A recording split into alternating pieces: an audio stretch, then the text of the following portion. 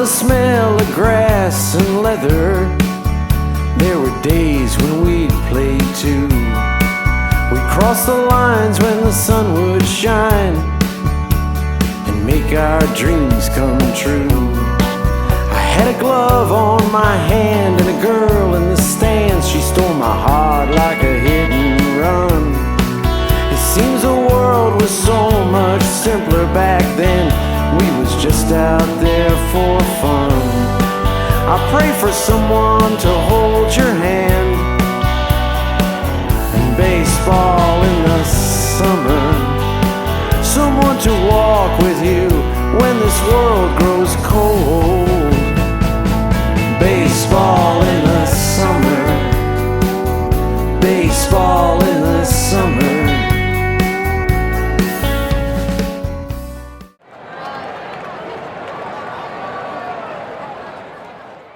And that, which brings us to nationals and your recollections of going to Quebec on a weekend where the country is going to break up, and going to a tournament that's got snow and craziness in the hotel rooms, and some pretty wild, a wild but controlled night out with the coaches on the Friday night. What do you remember about Montreal? Well, I gave away part of it because that's where the Briggs Jude story came from with the world record rearview mirror. That was the trip to Montreal. But just again, in my older years, I've become very politically aware and kind of on a global and national level, or even beyond that. But just paying having my finger on the pulse of political issues and how they affect us. And at the time I was kind of like naive and ignorant all rolled into one, because I could see what was unfolding around me. And it was, kind of historic from a Canadian standpoint, but really not appreciating it per se, like just kind of like, yeah, it's happening. Like just all these people around and all this rhetoric going on about separation or not, and what the vote was going to mean or what it was going to do. It was kind of like that, that young person, impervious mentality is like, that's so inconsequential to my life. Like my life's right here. So I was aware of it, but like just paid it no attention really, other than noticing that it was going on. But yeah, I remember, goofing around. I'm pretty sure my 3 roommates in a 2-bed hotel room were Nish, Colin, and of all people, Alex Harold. So not that that was a problem, but I'm just saying if you were to name a number of people that might be in that room with the 3 of us, he might be down near in the bottom 5 of pitchers of you might have thought another position player of any ilk, or pitchers that we were, had more in common with. But again, we got along with him fine. That's nothing against him, just more the humor of the, one of these things doesn't belong here. And so just good old Alex Harold was in there, and just shenanigans that way. And I remember that team meeting where we sort of all gathered in the one hotel room for kind of a, the speech and, sort of a motivational gathering and that sort of thing. I have very sorry, go ahead. That was all a Rob Green scenario. Rob, who is a tremendous leader in 1,000 different ways, but is a guy of high character. He was always going to be the one. He was, I think, one of the more vocal people on the team, because there was a natural, he's kind of the oldest of the Burlington guys. And, I was the oldest of the Oshawa guys, but was not, I'm not that guy. I'm not a rah-rah guy. I'm a go out and pitch and be a angry person guy, and then come back and be a good teammate. And so for me, I was much more about being quiet, do my stuff a little more. But Rob was naturally the guy, and that players only kind of scenario. It was, again, a little one of these tent poles where we got brought closer together, and they kept happening over the course of the year. Speaking of random rooms, My room had Todd Nye in it, Matt King, Mark Kasoyan, and at some point Scott Jusiak dropped into that mix. So, Oh, it really? was Was there a just, cot or a couch or something? Because that seems like too I many people. I have no idea really to this day how that room ended up like that. I mean, I think it was a really, in retrospect, if your choices are who's going to be the responsible one, Poelman or Gendron, Todd certainly should have been with Ted if we were trying to protect his eye. Kasoyan and I probably are completely on the same page here. But, it was just, again, different, a good opportunity to, you're right. I mean, I remember going to bed pretty late on the Friday after the game, and we had all gone out. Just an interesting time to get to know someone like Matt King, right? Who Yeah, was a third string catcher. And I would obviously throw him in the bullpen and stuff, but to hear just a little bit more about who he was and for him to yeah, get some exactly. exposure to. Yeah, I mean, the nature of a baseball roster, being bigger than, a volleyball team or a basketball team, not quite what a football team is, but just having that, or a hockey team for that matter, but having enough bodies that unless you necessarily make a concerted effort, you may not know everybody on the same level, and that's kind of par for the course. But it's nice when you get those opportunities, and just and again, like you said, from a leadership standpoint, I think we did have, even when people didn't maybe know each other as well as some other people on a personal level, I could just feel, and again, it's just my perspective, but I'm sure it's come from different sources and different um, ways that people have explained it. But I just felt like we were a tight group, even if so, like, a guy that you spent every day with in class and socially, and you considered one of your best friends, and then there's another guy on the team who played a different position and you didn't really hang out or have anything in common with socially, but you'd be given 110% for that guy as much as you did for your best buddy, because as soon as you threw that name on the front of your shirt, we had that culture and that top down from McRae down through the rest of the coaching staff, through the leadership group on the team, right down to what I would assume is the right mix of personalities, where you didn't have a cancer in the clubhouse per se, or you didn't have somebody, I guess, kind of like we said with that 25th man philosophy, where, it didn't have to be the 25th guy, but it could have easily been, one or two of the first basemen who said, hey, why am I not the guy all the time? Like, why am I here? Or just any other position where we were deep enough to have a rotation where a lot of people could have let their ego get in the way. And it just never felt like that was an issue.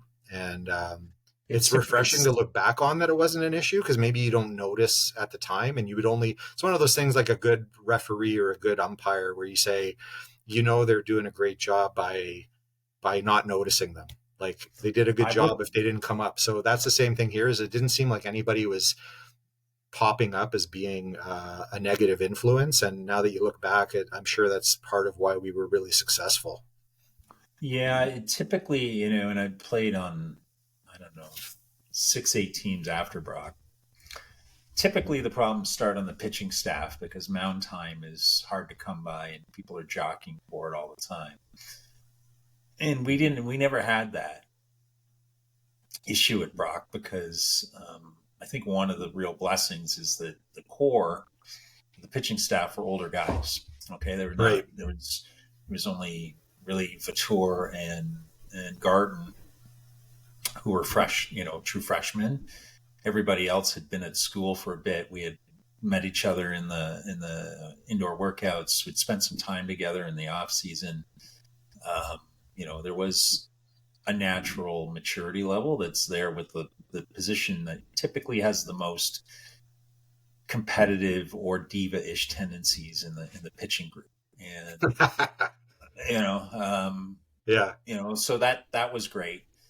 And I think the other thing is we just generally had great guys to play with, right? At the end of the day, You didn't get a lot of chance to hang out with Alex Harold until you got to nationals, but I got to hang with Alex a lot. Yeah. And, I remember Alex always had a big smile, had a good sense of humor. He didn't take anything too Oh, for sure. seriously, Yeah. too personally. Yep. And, perfect for that, perfect anecdote, right? Because most lefties are more wired like I am, a little unhinged and a little bit on the kind of more mean side when they're What about performing. non-pitching lefties? Yeah, I think you've got those same qualities, Grooch, but you're nicer than lefties generally. The lefty pitchers, anyway, that I've pitched with, and I pitched with some great ones. And I'll use Dave Hatch as an example. Hatch, when he wasn't pitching, great guy, silly, like to have fun, goof off, all that stuff. But you put him on a mound, and similar to me, personality goes 180 degrees the other way, Yeah. where he's in a battle. He's a battler, like I'm here to win this by any means necessary. And that's just a very left-handed pitcher kind of mentality. I mean, there's bulldogs on the right side, but they're not as quirky as lefties. Lefties are just naturally that way. Yeah. And that came out in me more in my coaching career after playing ball. It just is. That's pretty intense.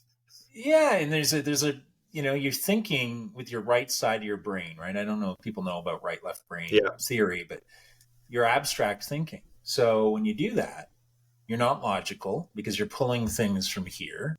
Yeah. You don't really approach, especially pitching a game, the same way that a right-hander does, where they think things through and they've got a strategy and they've got a plan. Lefty is much more about, this is me versus that guy in the batter's box, and they're not going to win. I don't care if I have to snort, spit, throw at them, do whatever, but it's a battle of wills. It really is like watching this. Yeah. And so, I think the personality mix was great. The way it's slotted was great. There was not people gunning for people's position. I know that I'm sure that some of the relief guys may have wanted to start, but I don't ever recall them going out of their way to, once they kind of knew what their role was, there was not a lot of fluidity there, right? We had 4 starters and we had, kind of a 5th slot that would pop up if we had a game that, a week where we had lots of games in it or whatever. And we had guys that threw it to the pen, and that was what it was. So I think we had settled into that pretty much as a team by the time we got to nationals. The other thing that I remember about,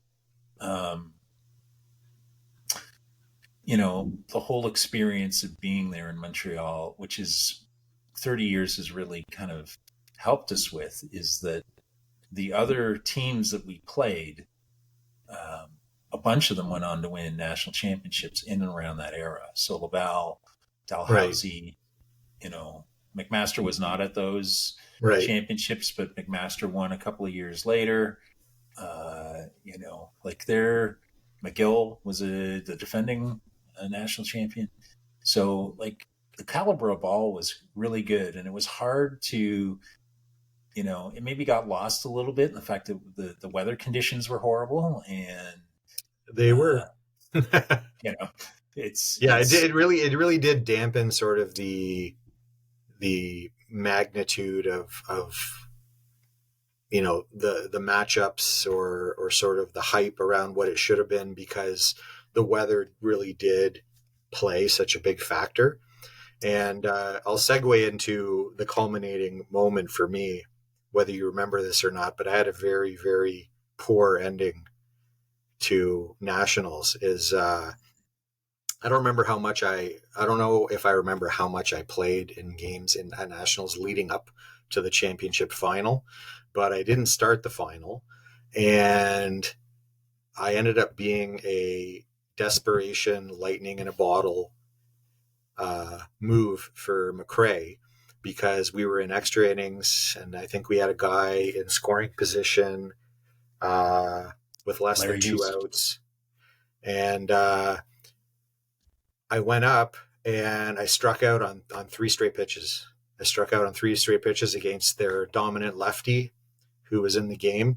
And I'll tell you this, I mean, somebody could say excuses or whatever, but I remember, as opposed to being unprepared and suffering the consequences, I remember trying so hard to prepare myself, meaning, there's obviously a ton of us on the bench not knowing how the game was going to go. And I just remember with Jess Dixon or whoever else that wasn't in the game at that time, we said, you know what?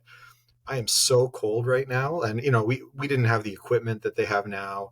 So, you're dressed for summer ball, and you're playing in this like godforsaken weather environment here in the most important, game of our season. And I remember we were doing wind sprints and high knees and rear kickers and just everything you could think of just to get the blood flowing. And I was doing that forever. And to this day, I can't believe how, like, I was getting stressed out because my hands felt like cinder blocks and my feet felt like cinder blocks.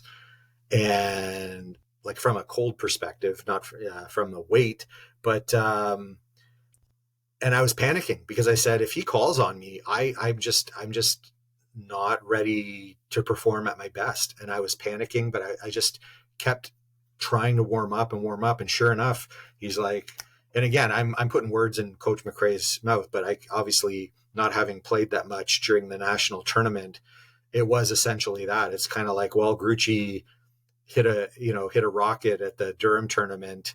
Maybe I'll throw him in here against a lefty as a right-handed batter and cross my fingers that I'll look like a brilliant coach if he, either hits one out or at least puts one through the hole or something.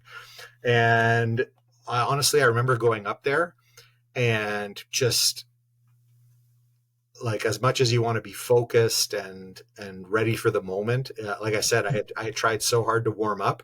My feet felt like they didn't have toes. My hands felt like they didn't have fingers. And I was just standing there. And like, before I knew it, I was out. It was almost like, okay, he paints the outside corner and you're kind of like, okay, I got this. And then he throws one, I don't even remember what the sequence was, whatever.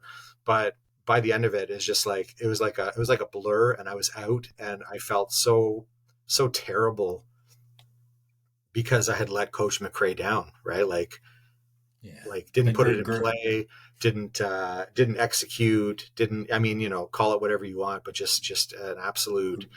Grooch, listen, Bertrand Chabot, who was the pitcher for Laval, has struck out a ton of people in his career. Oh yeah, I know.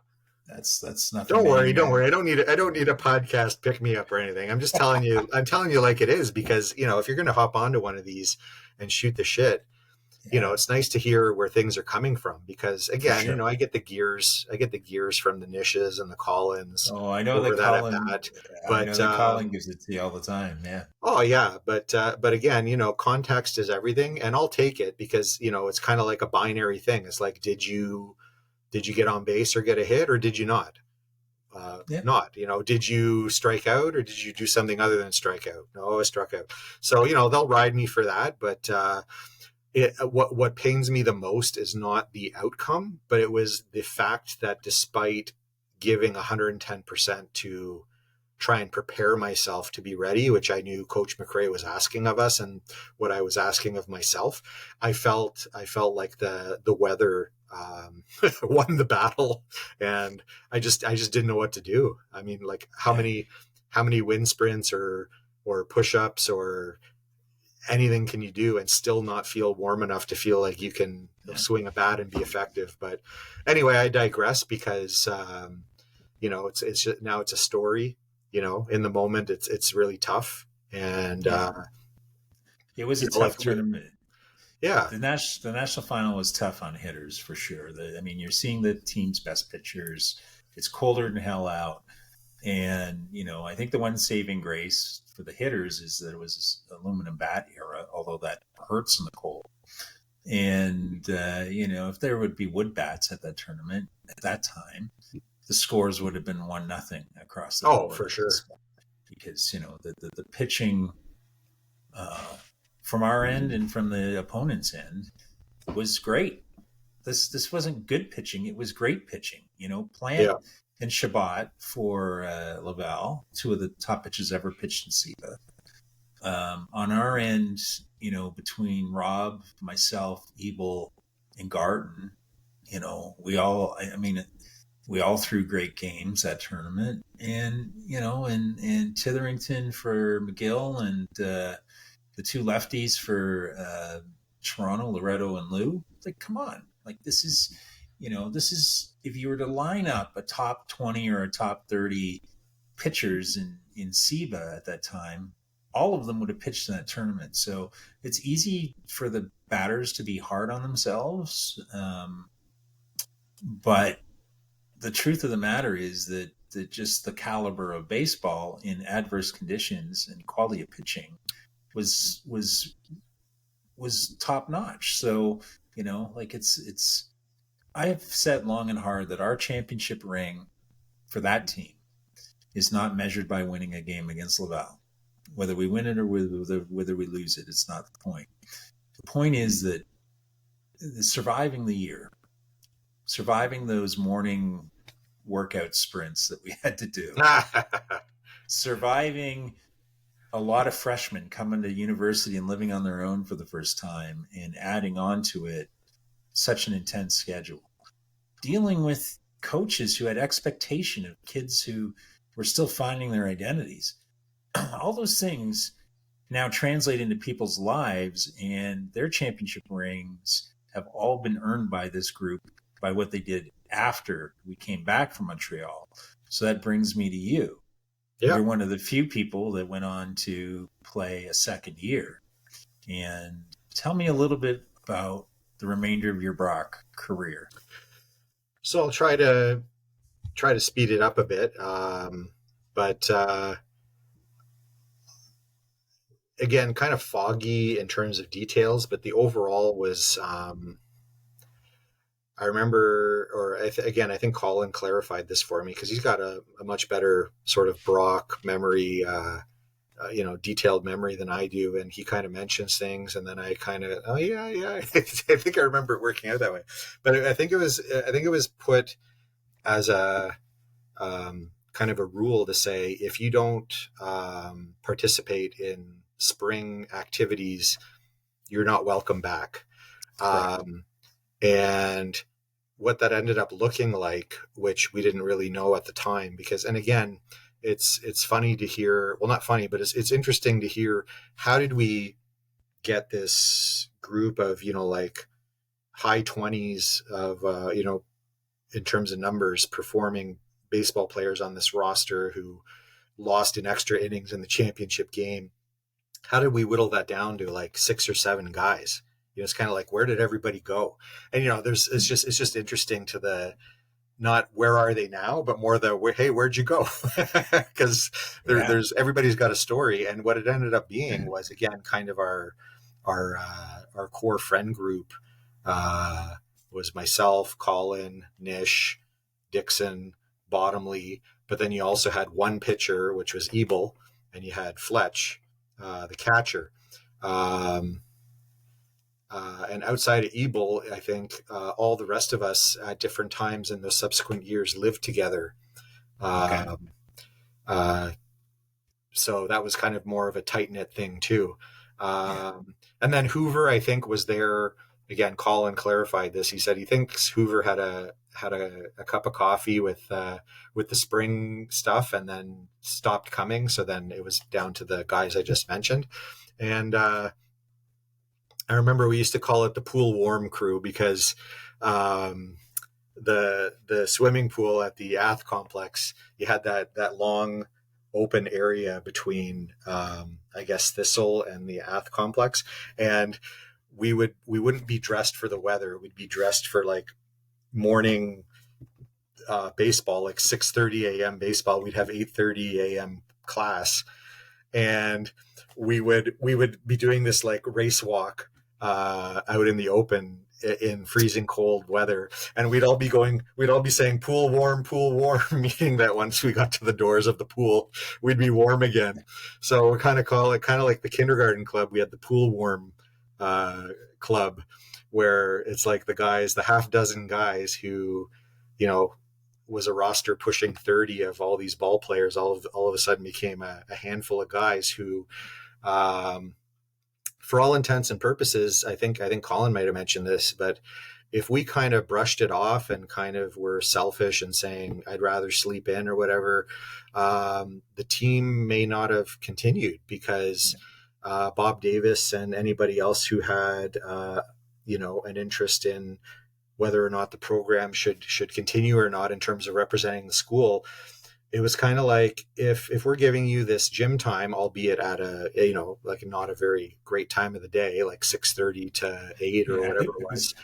It's kind of like we offer it to you and you're disrespecting us by not using it. Well, like we're not, going to be amenable to funding you or to, kind of being flexible with requests you may have. So I do take a lot of pride in hindsight and being a part of that group that essentially, clearly it was not on the same level as like you and Ted and the coaches putting the program together, but it was hanging on by a proverbial thread in terms of like, if we didn't do what we were doing, which was just show up and put in the time and run some drills and just enjoy being with each other, having some, playing some wiffle and taking some ground balls, essentially, we don't know if the program would have continued. And I know that sounds kind of strange, but it was actually pretty real.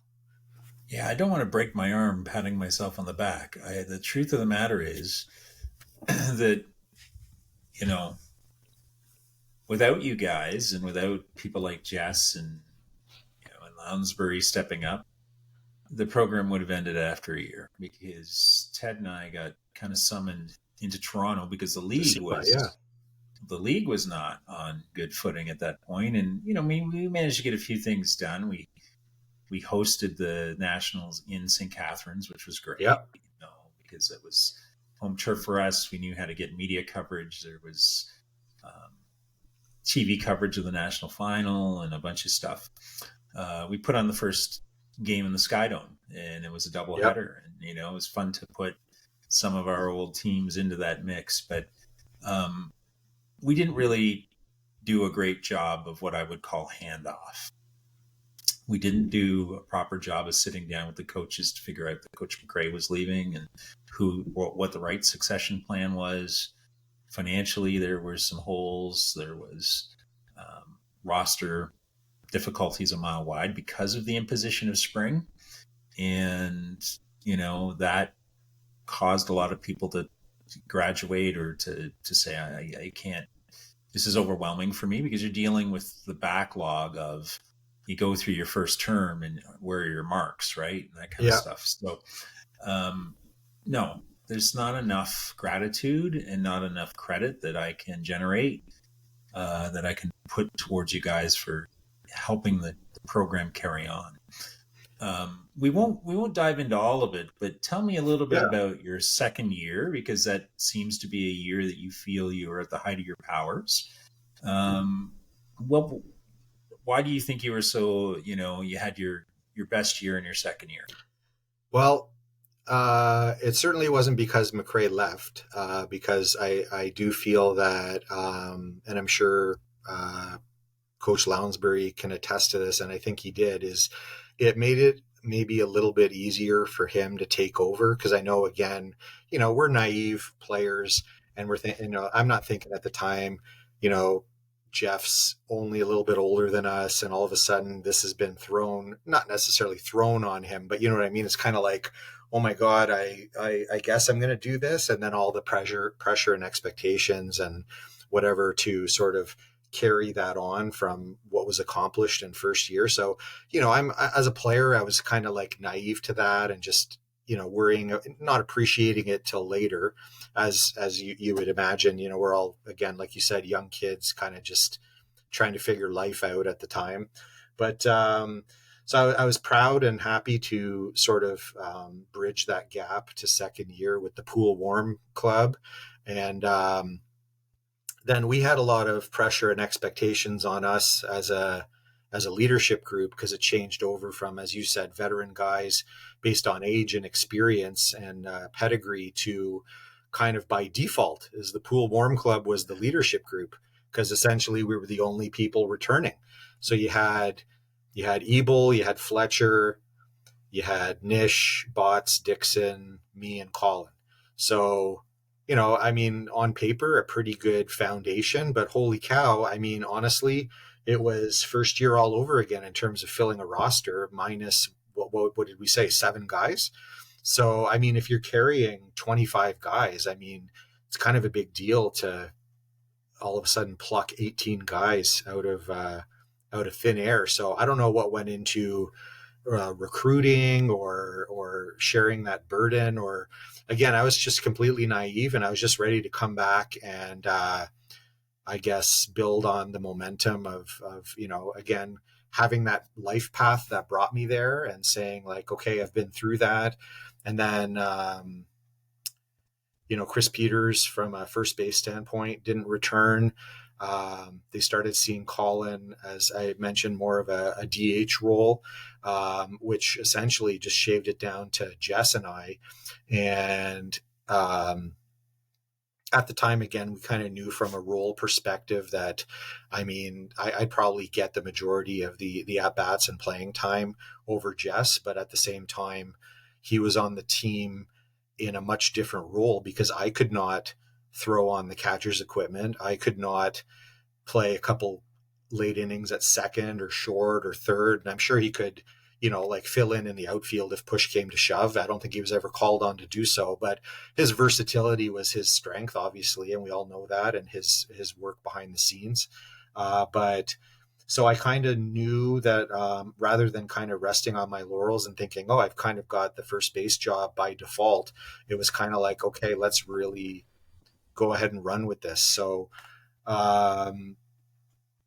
we had training camp and we had the roster put together. And I just remember I didn't necessarily play all the time. I had, obviously many more at-bats, like triple or more at-bats than I did in first year.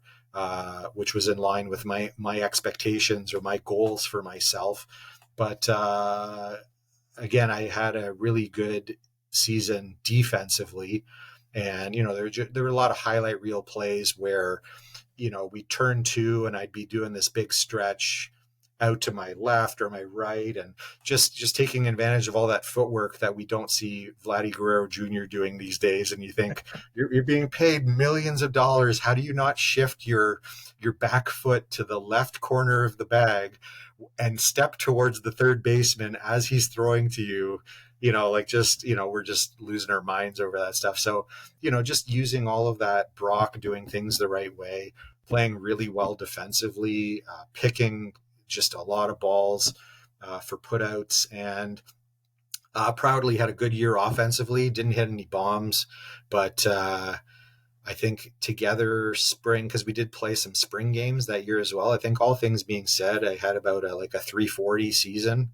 So, having gone like, I don't know, 7 for 26 in first year, whatever that is, I think it's like a 267 or something. I glanced at it. And again, your average can fluctuate so much when your at-bats are so low, right? You could have one hit and go for, jump 50 points. But I digress. So, I had a solid offensive year, played really good defense. And I was proud that Lounsbury, kind of depended on me to be that guy. And when Nationals rolled around, I was in the lineup playing all the time. And I was also proud that I was contributing offensively enough that, you had Botts in the one hole. Can't remember who hit 2 because I think they had Giffen down in the 9 spot to roll the lineup over. But Nish was a lock at 3. Colin was a lock at 4. And when the chips were down, I was hitting in the 5 slot behind him. So I felt really proud of that because those are 2 of the best hitters in the history of the Brock program, arguably, or SEBA in general. And to think that I could be in a lineup behind those guys. Now, again, they'd tinker and there'd be other games where I'd hit 6th or 7th. But when push came to shove, it was behind Nish and Colin. And, to this day, I'm really proud of that. And we made the the national championship final again, and unfortunately on home turf. Family and friends watching, and we couldn't pull out the final game. But just to be a meaningful contributor to that squad is still the highlight of my baseball career. And I've got a nice one for you because of the whole Andrew Green full circle. Is obviously he was there for U of T, and it was I think it was the semifinal. And don't even you can give me your 2 cents, but the highlight for me, because I didn't hit a home run, was the semifinal. I think I hit a rocket for a double or something. So I was having a good game. I was feeling it. I was confident. And then I came back up with runners in scoring position. It might have been second and third or something. And Loretto was the starter. And it got back to me, and they remembered that I had hit that rocket double, I believe. And, they were like, no, that's enough. So who did they put in for Loretto, do you think? It's kind of a trick question. Well, I would think it would have been James Nope. Lee. Nope. That's why I said trick question. They put in Elliot Liu. They replaced the lefty with a lefty. The lefty, yeah. That's pretty So I'm sitting there going, okay, I faced these guys in summer ball from the Metro League. I faced these guys last year, faced these guys in the season. So it's like, they're not the same guy. They're not carbon copy, but it was just so counterintuitive to sit there and think, just brought in your stud, you just took out your stud lefty and put in your other stud lefty. And it was just, I wonder what your opinion is on that, because it didn't work out for them. Well, I will say this, U of T was constructed in a way that they were built off of those two guys, essentially. Yeah. And look, well, that's a case of matchups out the window. We just need our best guy isn't getting it done. We need our second best guy to bail us out. That's exactly it. Like it's just the way it is. Although sometimes, that thinking can kind of get you into trouble. And Coach McRae treats pitching differently than Coach Johnston or Coach Green does. Yeah. So Mike was much more of a mix and match and defined roles and, pitch counts and that kind of stuff, which is, which is different. So, interesting. It speaks to their pitching staff, or what they had available to them in that tournament, because to go from, like for me to have hit the ball on the screws off of Loretto, which, he's a well-reputed guy, like, he's well known for good reason, but I hit him hard, and I just kind of had to laugh in the on deck circle because I was full of confidence and seeing the ball well. And they brought in Lou, and I was, timing up his pitches, and I smoked another double into the left center gap and scored the runs. And I remember just looking at, not kind of a screw you moment, because again, I had no ill will to Andrew Green or anything, but that was kind of like what I was saying, full circle from him making that call saying, hey, he's going to have a team. And here I was as not just, another guy on the team, but like a big contributor in a really important moment. After saying to him, hey, I've committed to Brock. Thanks for that. Maybe I'll see you on the field. So I hit that other double. So I had a game in nationals, a double off Loretto, a double off Lou, contributed, to the cause. And then again, we didn't pull out the final, but, I didn't have a better year than that one. It was just really meaningful to play that big of a part in a championship caliber team and be counted on, and to, execute and come through when it mattered. And, just do that with a bunch of, quality people. Yeah, someone should have sent a memo to Rick Johnston and Andy Green to recruit a right-handed pitcher. It's so let's now transition to a couple of really interesting things. We'll get into your career as an educator and how you ended up there. But you also had a brother that played at Brock, right? Yeah, I actually had to text him. I talk to him regularly. He's local. He's out here in Pickering right now. The short version on that is I said, hey, can you refresh my memory on your Brock career? So there's another crazy pathway for me, is how many people were dual sport in university and had a brother that played for the program. So because I think there was another recent brother combo, and I can't for the life of me remember the last name, but I think Brock has had two sets of brothers, and I was the first one through with my brother, and then after my brother, I think there's been one set of brothers, and maybe somebody can clarify that. Maybe I should have looked it up, but yeah, kind of a proud sort of family legacy thing is, me having gone through my career in that mid 90s range, and having not much of an ath complex, or the one that we remember, but just night and day compared to the early 2000s when things started building up, and even now, it's just incredible. So my brother reminded me and said he actually played 5 seasons for Brock in the mid 2000s.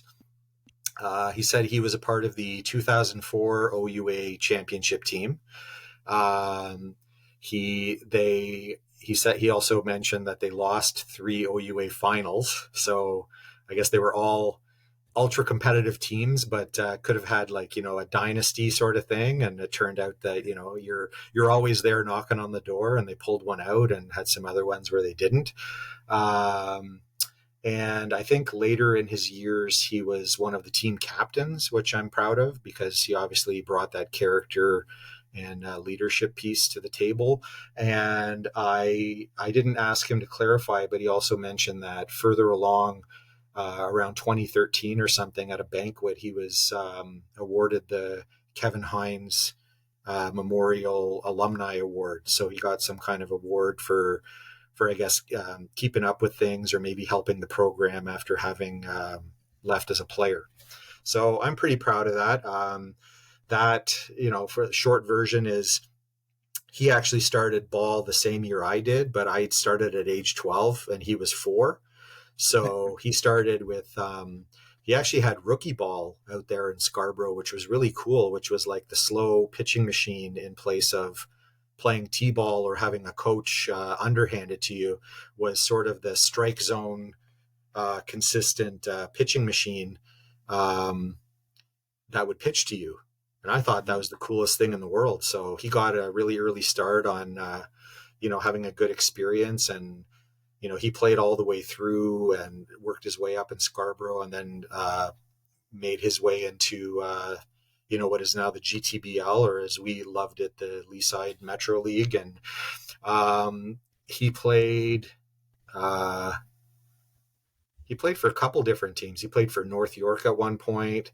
I can't remember if he played for another team, but he ended up with Leaside, playing out of Talbot Park, where what we all know and love and have all of our experiences. And it's one of the, holy baseball diamonds in the GTA. And ironically, he just turned 40 last November, and he had just finished up another solid season of being with Leaside and going to a limbs with them. So he's still hanging on, and he'll be proud that I pump his tires, that he actually was spent a fair bit of time in the top 10 batting average list for the GTBL through the season. He had enough at bats to qualify and was hitting for a decent average. And he played in the mid 2000s, and we've got that sort of brother and brother legacy. Well, truthfully, everyone raves about Talbot Park, but I'm not a fan. I've never lost a game at Talbot, which I should love it. But, Talbot, Connervale, Keelsdale, and a couple of others I've never lost. But I would get my brains beat in at Christie Pitts by High Park all the time. I just couldn't pitch on the road at Christie Pitts for whatever reason. But Talbot, I don't like, because there's no fence in right. There's the cart path. Yeah. And, if that hits and runs, it's really not a baseball game at that point. And the pseudo green monster in left protecting Eglinton Avenue, but then you have the zero fence in right. Yeah. And I've seen people hit it onto that road and whack some cars pretty good. So that's always entertaining. But yeah, for people to think that Talbot is any kind of shrine, I mean, it's a shrine in the sense of just baseball lore as opposed to its construction. And I digress. I will say this. If they haven't smashed their laptops yet or made it this far watching this world record length podcast, is apparently Daryl and Larry Houston were brothers that played for this team before my brother and I. How could we forget that, for God's sakes? We played with them. So throw that in there is, as they do on YouTube, they say, if you made it this far, here's the Easter egg, is we corrected ourselves and said Daryl and Larry are the OG brothers. And then me and my brother over many, many years were a second set. And then, like I said, I can't remember, but I think there was a third set. Yeah. So Chris, your Brock career eventually comes to an end, and you do you go straight to teachers college, or how do you end up becoming an educator? So I didn't actually play in fourth year, so I got a good chuckle myself because Colin and I played the same 3 years. And I remember you asked him how was it to be a national champion, and he said, I don't know, somebody should tell me one day. And I'm the same way, as I wasn't fortunate to be a part of the fourth year team. I had stepped away at that point. I played in third year, and we had a guy by the name of Jeff Knapp, who was our starting third baseman in second year when we were successful, and I was playing a lot. And they wanted to bring in a stud blue chip recruit at third base, and Coach Lounsbury, I guess, who had the final say, and the other coaches, their decision was to experiment by moving Knapp over to first. And again, that gave me a tough time with lack of versatility. So they brought in that third baseman, and Knapp had hit 4 home runs the year before. And I only know this because, again, shooting the breeze with Nish and the boys and Colin. But second year, Nish had 7, Colin had 5, and then Knapp had 4. And again, I mentioned I had a really good year in terms of batting average and defense, but I wasn't hitting the ball out of the park. So Knapp hitting 4 with a lower batting average, they decided the play was to bring in this blue chip third baseman and then just move Knapp over because they wanted that power piece to still be there. So it kind of threw me for a loop because, again, I was hitting for a good average and, no complaints on defense. And I'm thinking, how could I all of a sudden be doing this career in reverse from sharing to owning it? And now I'm back to sharing.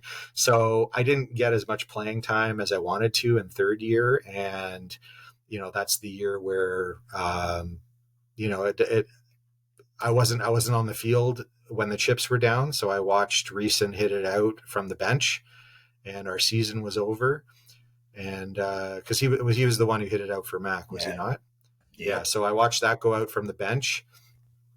I'm pretty sure. And I thought to myself, I need to rethink, where I fit into this and all and whatnot. And again, no ill will towards anybody because, decisions are made, and all you can do, as I did from the very beginning, is put my head down and work as hard as I could. And if I had the skill set and the metrics to back up, me being a big part of things, then I'd be a big part of things. So they kind of stuck to their guns, and I didn't play as much in third year.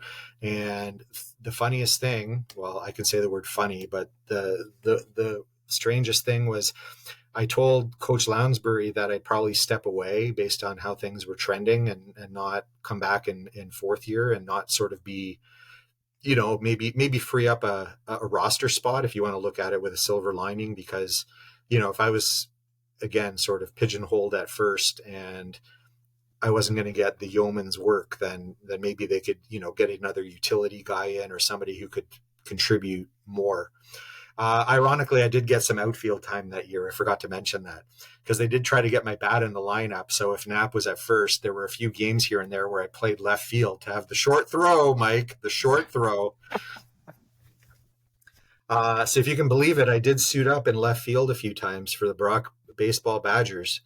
But again, it just had a different feel to it. It just, It just felt like, again, no ill will. It wasn't like, hey, we're going to screw this guy over, or we're going to, like kind of, give him the slow death here. It just, they were making baseball people making baseball decisions. And at the end of the day, you have to live with that. And I had to live with the decision of saying that I was going to step away before fourth year. Under the guise of I'll focus on my academics because, I want to make sure I have a good year and don't know where that's going to go. So what ended up happening really quickly is I got a graveyard shift job that summer, didn't play any ball at all, and then had the biggest, swift kick in the face of regret you'd ever heard of, and thought, what the hell am I doing? So I called up Lounsbury and said, you know what, I'm just an idiot. I'd like to come to camp and whatever. And of course, he didn't refuse me coming to camp, but he kind of said, you know what, like, you told us that you were moving on. So we moved on, and we've got, a new set of recruits coming in, and I can't promise you anything. So it got here's how it got even worse is it would have been better if I went to camp, and because I was rusty and hadn't played all summer, if I just like was not sharp and just didn't show well. Wouldn't you know that under those circumstances, I arguably, by my opinion, had the best camp I ever had. Like, I was hitting the ball all over the place, playing like great defense. Like, literally, it's like if I was a walk-on, it would have been like, oh my God, who is this guy? Like, I literally had that kind of a camp, and I stand by that to this day. But what they did is they had recruited too heavily in the areas where I'd be able to be a contributor, because clearly I'm not an everyday outfielder. And they brought in Haas, who you may have heard the name, and he was brought in fourth year and went on. And again, like I said, like baseball minds making baseball decisions, and clearly it worked out in the long run, because Haas, I think, hit 2 home runs in the national championship final out in Nova Scotia, and was a big reason they won the championship. And he was their starting first baseman at the time. So it's kind of like, I don't kind of subscribe to that whole everything happens to a reason, or, kind of like cliches, but it worked out that way. And that's part of my legacy is, I kind of came out of nowhere, so to speak, and had my moment in the sun with the boys. And then they looked in a different direction, and then somehow I all of a sudden wasn't on the team, and they won the championship. So that was a tough rest of the school year to deal with. You can put on a brave face, but I was still living with the boys and everything. So they were going to ball every day, and I wasn't. And like, man, I wouldn't wish that on anybody, right? Like, literally like, said maybe I should step away. Oh, that's kind of a stupid idea. Like, what am I thinking? And then coming back, and then it's kind of like, I mean, no takebacks, no erases, right? Like, but I was the one who did it, right? Like, they didn't say, hey, next year, you may not make it. You'll be on the bubble. It was like I put myself on the bubble and paid for it. So, I don't regret. I mean, I regret that decision, but I don't regret the fact that I came back. I gave it my all. They recognized it, but really, I think Jeff at the end of the day said, like, you had a great, and again, paraphrasing, but, Jeff said, I'm going to tell you, I was really surprised. You had an amazing camp, but we literally recruited to replace you. Like, specifically, like, we recruited this guy to be you. So now you've put us in a bind. Is like, do we bring you on when we replaced you? We can't tell this guy to not be here. Like, we basically promised him a spot, and you're the odd man out. Now, not in those words, and I don't remember why or why not, but I think I might have even broached the think outside the box and said, what if I was like a LePage type influence? Like, what if you brought me on just to be around the team and part of the team? Like, I know you're telling me, kind of push comes to shove, I'm not going to be on the roster, not for lack of effort, but just I kind of paved my own, outcome there. And I don't remember why it didn't happen. but again, let bygones be bygones, as I think I was, like, hey, do you think I could help out and just be around? And, eventually, I mean, it didn't happen, and that's okay. But it was kind of tough. Again, it's not like I graduated like Colin, and, he kind of had the, hey, I graduated, and, like I missed out on the championship by finishing school on time, as he put it. But it was almost like I dug a hole for myself and then jumped into it head first, and I kind of missed out. And but you know what, like you said, there's a lot of that whole experience from beginning to end springboarded me into what I've been doing, which was be really successful. So I actually worked for Nike for 4 years. Got an in by a guy in our sport management program who had done his internship with Nike, and got an entry level position there. But I really wasn't enjoying the private sector because it's kind of like overqualified, underpaid, and nobody is really laying out a succession plan for you. So, it's just like working super hard, really not reaping any benefits. They kind of let me, I will say this, I had a manager at the time who was very understanding, who I said, hey, sport marketing is having, this big event to kick off this promo and whatever.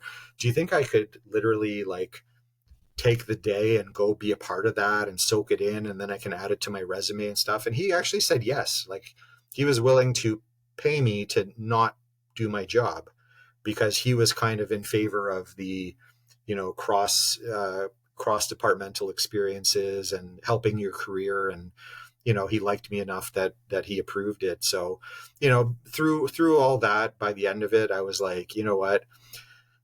I don't like the fact that I don't like this private a kind of attitude or culture. Like, I mean, good people doing a good job, but just, I was like, there's too much uncertainty, and I'm just like this logical, practical guy. So Colin was doing his, again, he's come up so much, but he's a big influence in my life, in a good way. Colin Tyler was doing his teaching degree over the border. My wife was, a primary teacher since 99. Her mom was a teacher. So I kind of had that feeling around me. And I thought, you know what, if I'm ever going to get into teaching, if I do that, I only want to be a PE teacher. Like, I don't want to do any of this classroom stuff or whatever. I'm just going to selfishly put blinders on, PE teacher or bust. So just to fast forward, it kind of worked out without getting into the details. Cause again, I'm a chatty guy and you're a chatty guy, and we got a long podcast here, but it turned out that my job right off the rip was like a 80% phys ed job, with like 2 classes in the classroom in elementary school.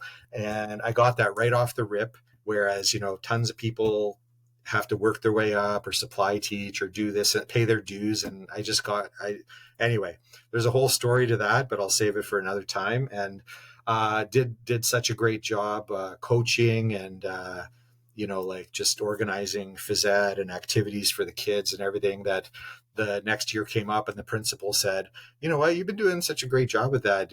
Would you mind doing that full time and not have the classroom piece? And I'm like,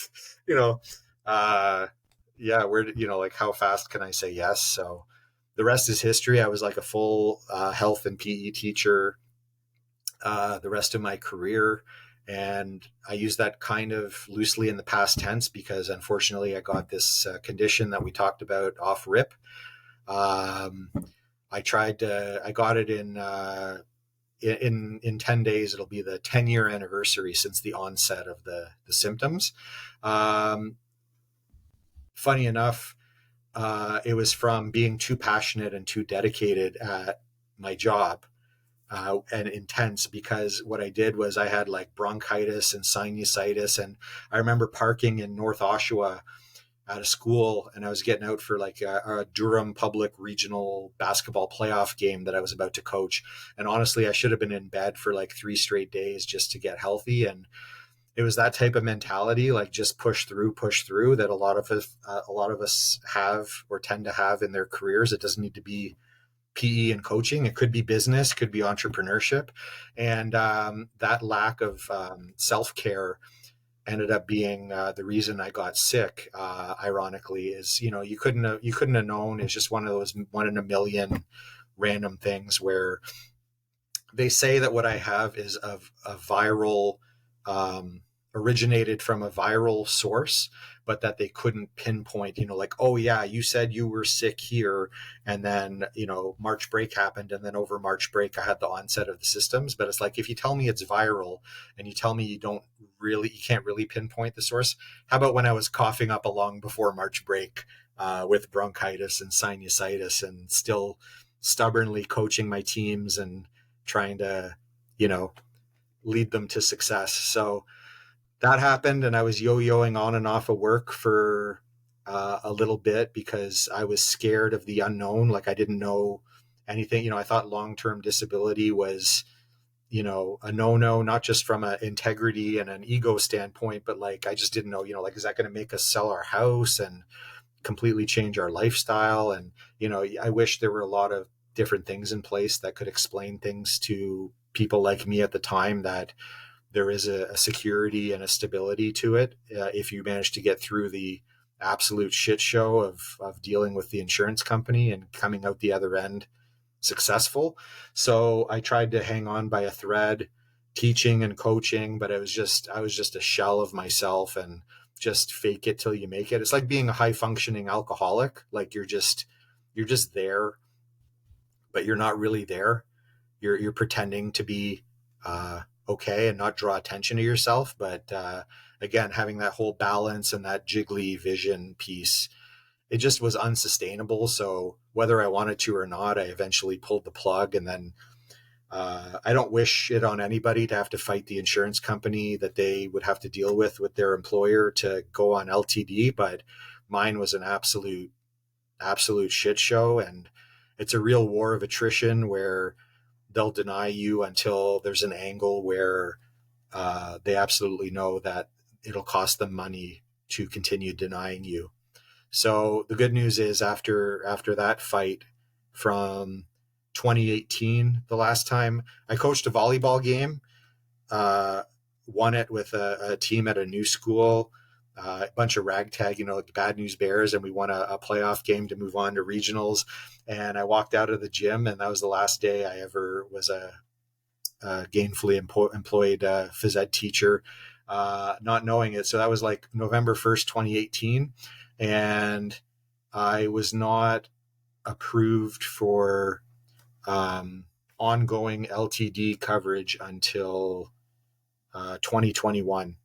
And that was with a bunch of periods where I'd get denied and I would be unpaid for months, and then I'd be appealing it, and then I'd get retro pay and all this. And like I said, it's crazy to think that depending on what physical or mental ailment you're dealing with at the time, that you need to somehow be a professional at self-advocating and fighting for your livelihood in that way. So yeah, it's been tough. It is tough.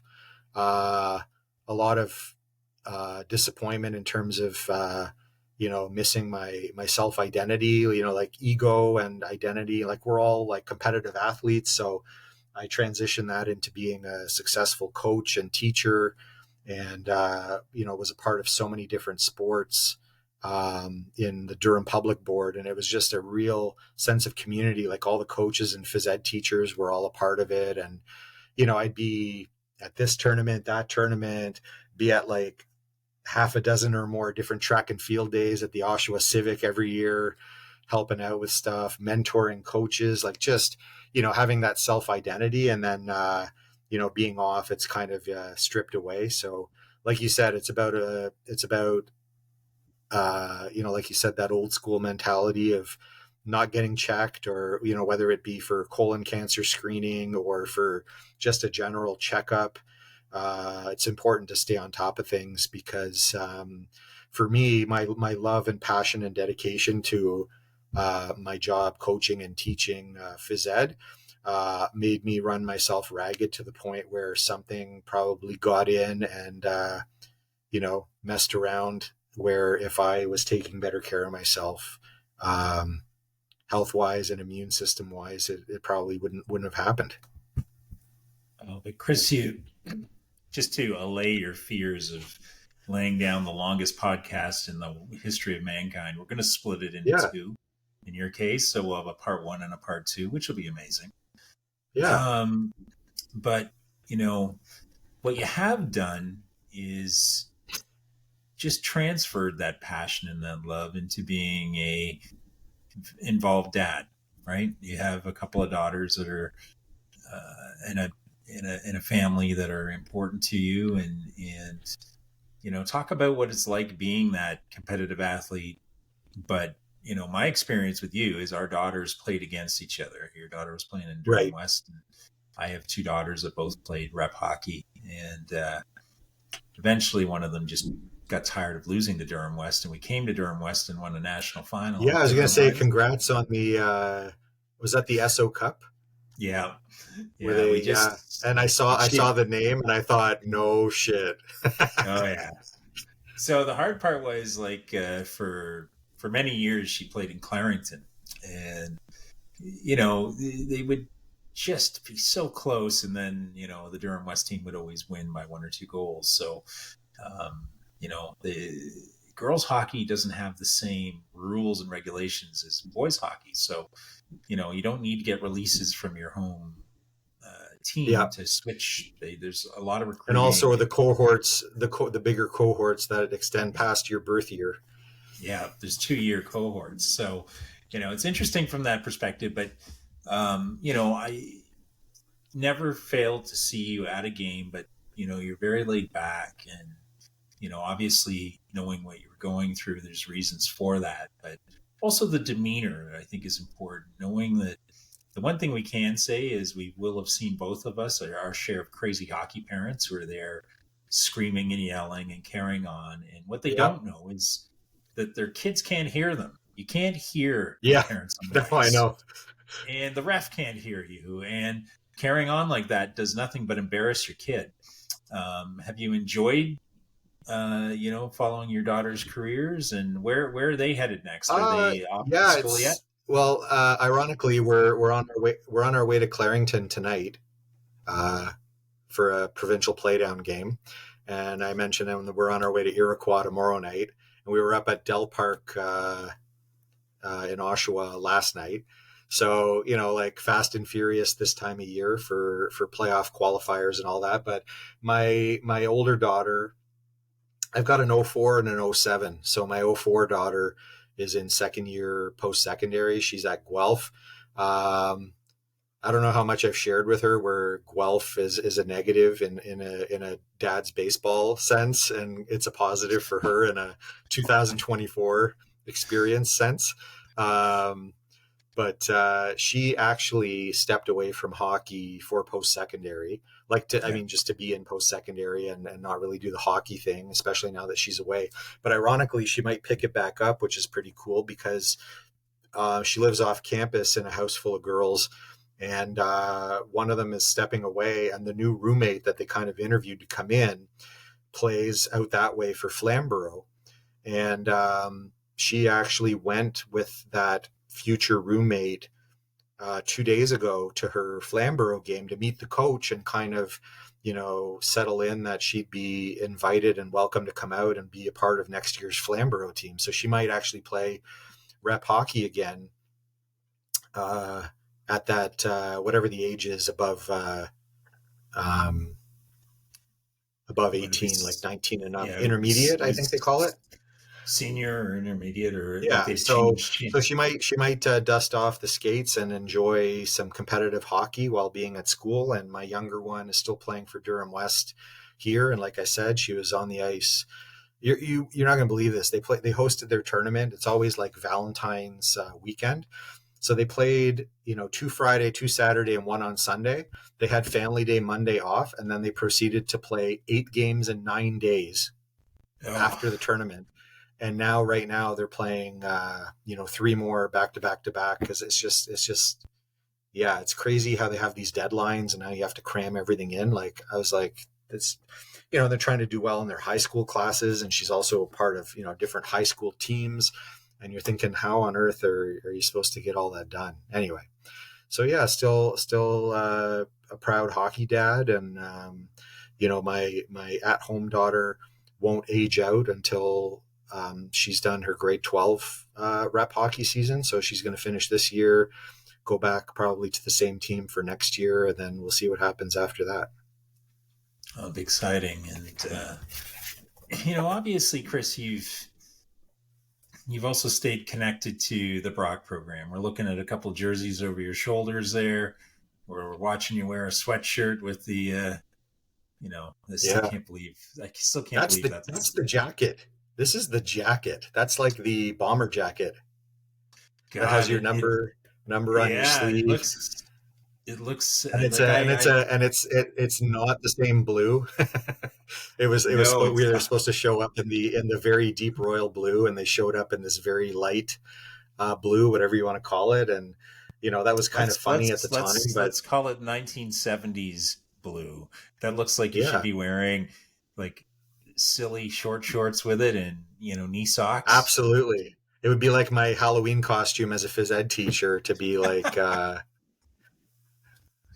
whatever that one that there was that one movie where he was like a jerk phys ed teacher. I forget, Mr. Woodcock or something like that. You are nowhere near a jerk, Mr. Gruchy, but so you've got some affinity for the program, and maybe this is the best way to wrap this up. What has it meant to your life to have been part of the Brock baseball program?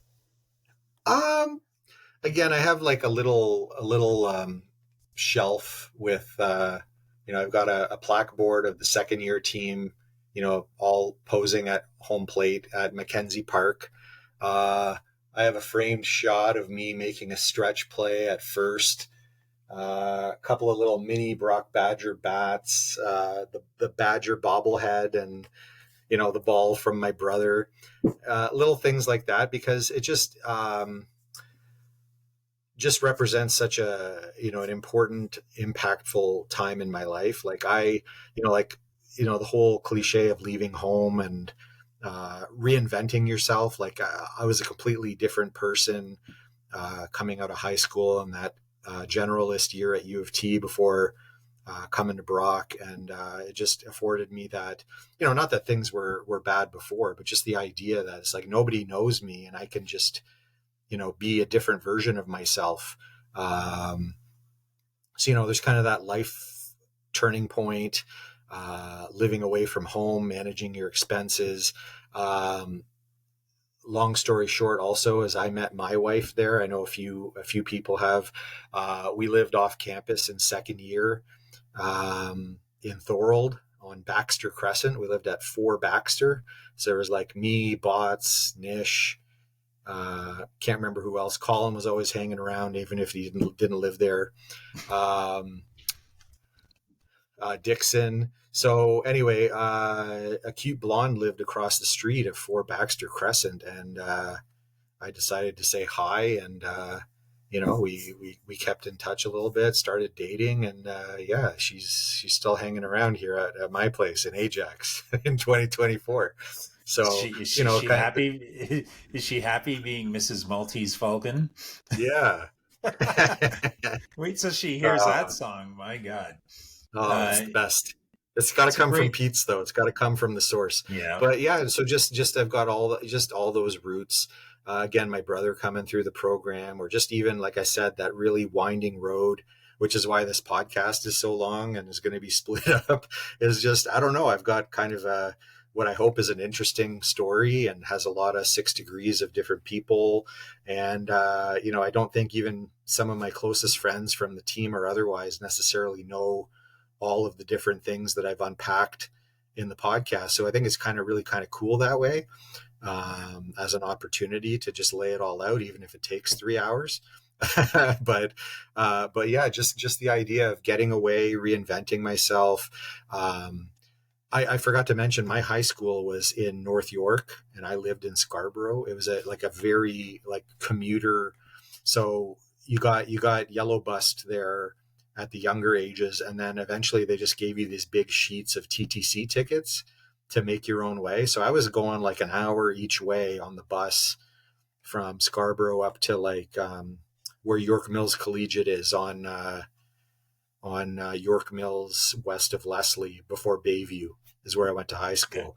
Okay. And everybody there were people from Maple and Vaughan and Downsview and north of Pickering, like, and we all went to this high school. So it wasn't really sort of your typical high school social experience, right? There's still house parties and crazy stuff going on, sports teams, but it wasn't your typical experience. So I guess I kind of like lump that in with Brock too, is like I was moving away, as trying to make this team, but it also became almost that high school experience all wrapped into one, because I didn't have that local sort of situation that my brother and sister did later on, because they didn't follow the same path I did. And yeah, just going through the program, I parlayed that into, I kind of chuckled because Dixon on his podcast mentioned about going to Windsor. Well, I went with him and we lived together. Small. I'm so inconspicuous and forgettable. No, but I'll give him a mulligan, no pun intended, for Dixon and golf. Okay, it was intentional, but we both applied to Windsor. We both got in, and we both went, and we lived together both years of a 2-year program. And he went the thesis route, and I went the practical route. And I have I spent one semester as a media relations intern with the Red Wings, and I actually commuted over the border every day and was full on like hanging out in the Red Wings dressing room, and learning about how their PR department works and how they avail people to different broadcasts and interviews and things. And yeah, I was like full on the inside there for a little bit. Now I didn't translate that into a career, but just it was kind of like that Brock sport, the movement yoga, phys ed turned into the pioneer sport management, turned into a master's of sport management with Dixon. And then he decided to go on and continue with his PhD. And I said, enough's enough for me. I said, I could do that. I don't really want to dig a deeper financial hole for myself. Didn't really want to, go that far. Again, even life-wise, I just didn't think it was the right path for me. I ended up where I should be. I was a super intense, passionate coach and educator and mentor.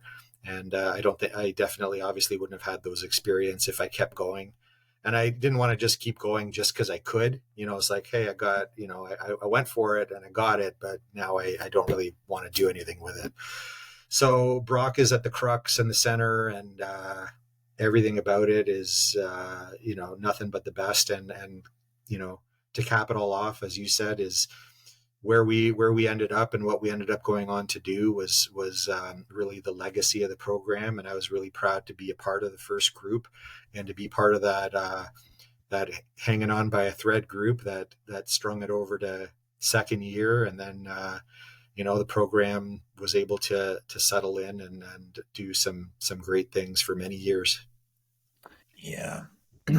I think I want to, I kind of want to end it, on a light note. I mean, one thing I did want to ask is just the influence that Coach McRae has had in your life. It's, I think the greatest gift that Coach McRae ever gave any of us is an understanding of what greatness looks like, or your own greatness looks like, and what it takes to get there. So I think that's the way that I view Mike's greatness these days. Right. You didn't get much of a chance to speak about Coach McRae, although you did dot him in a few times. Yeah.